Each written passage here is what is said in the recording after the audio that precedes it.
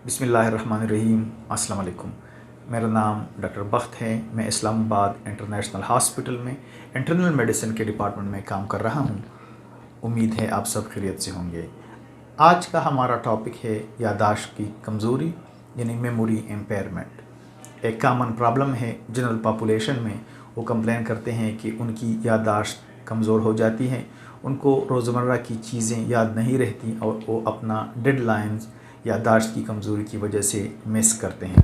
तो याददाश्त की कमज़ोरी या मेमोरी इम्पेयरमेंट, इसके मुख्तलिफ़ वजूहात हैं और उस वजूहात को जब ठीक किया जाए तो याददाश्त की कमज़ोरी ख़त्म हो जाती है और मेमोरी रिटेन हो जाती है।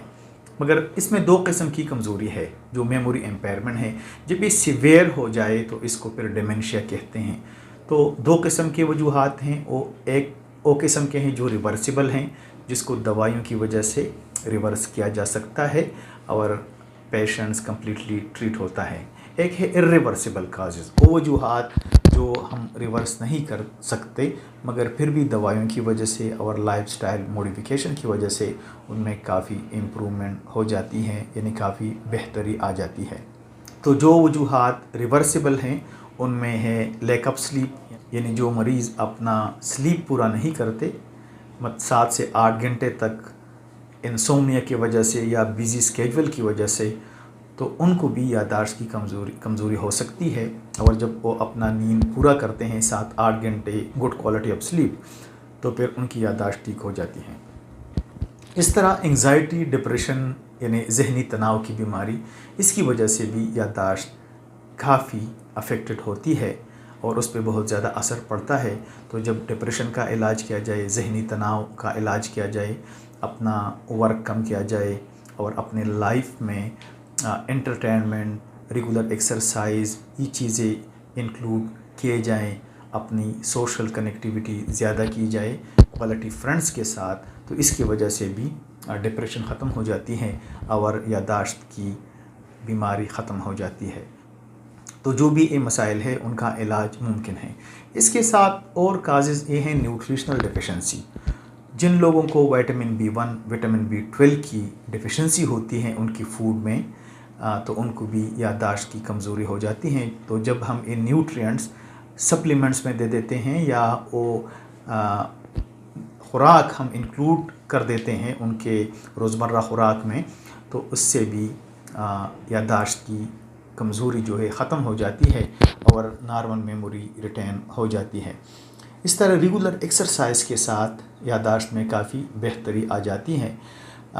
जो बंदे ब्लड प्रेशर के मरीज़ होते हैं, जो मरीज़ या डायबिटीज़ शुगर के मरीज़ होते हैं, उनको भी याददाश्त का मसला होता है।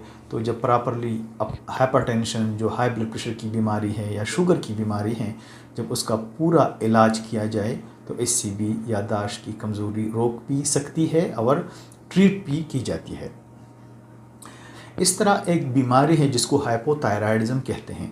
हमारे गले के सामने यहाँ पे एक उज़ू है, एक अर्गन है जिसको हम थायराइड ग्लैंड कहते हैं।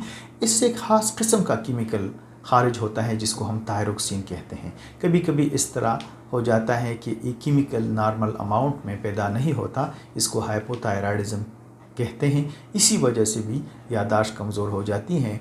मगर इस बीमारी के साथ और भी मसाइल होते हैं, मसलन ठंड का लगना, ज़्यादा ठंड का महसूस होना और वेट का ज़्यादा होना इसके साथ शामिल है।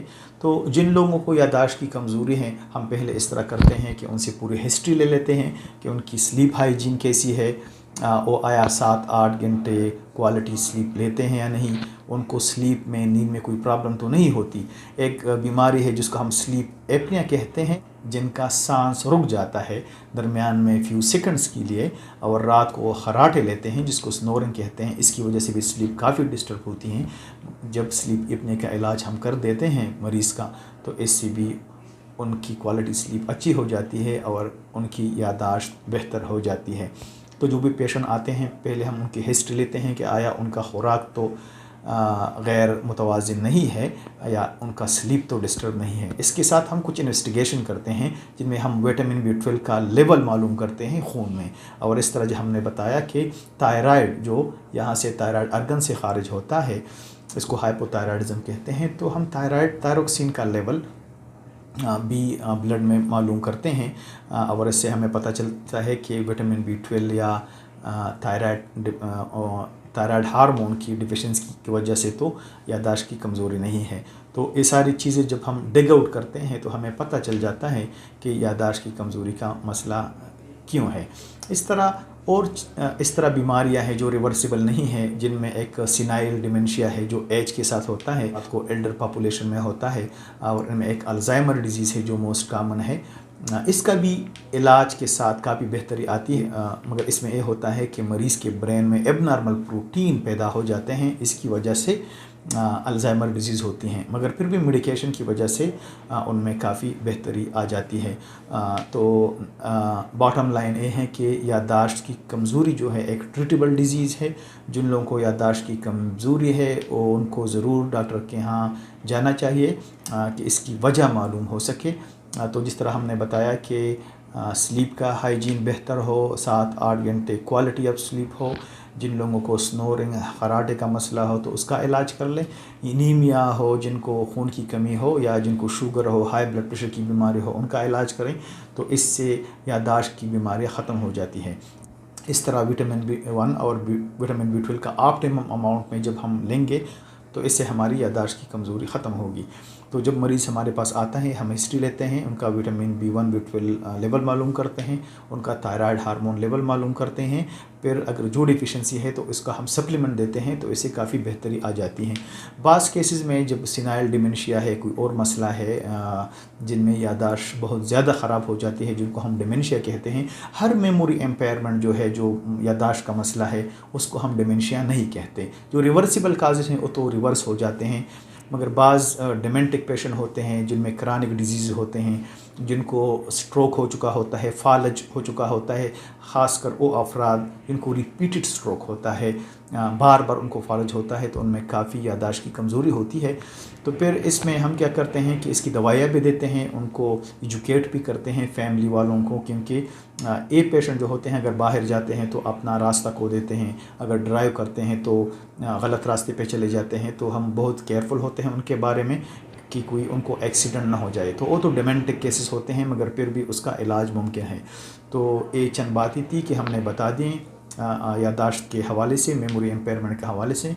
तो अपना फूड जो है, अपना न्यूट्रिशन बैलेंस रखें, रेगुलर एक्सरसाइज करें, रेगुलर अपना ब्लड प्रेशर और शुगर लेवल चेक कराएं, और अपनी स्लीप हाइजीन का ख़ास ख्याल रखें। तो उम्मीद है ये वीडियो आवाम के लिए फ़ायदेमंद होगा। इस तरह हम और एजुकेशनल वीडियो के साथ हाज़िर होंगे। तब तक के लिए इजाज़त चाहते हैं। चैनल को सब्सक्राइब करना मत भूलिए। अल्लाह हाफ़िज़, बाय बाय।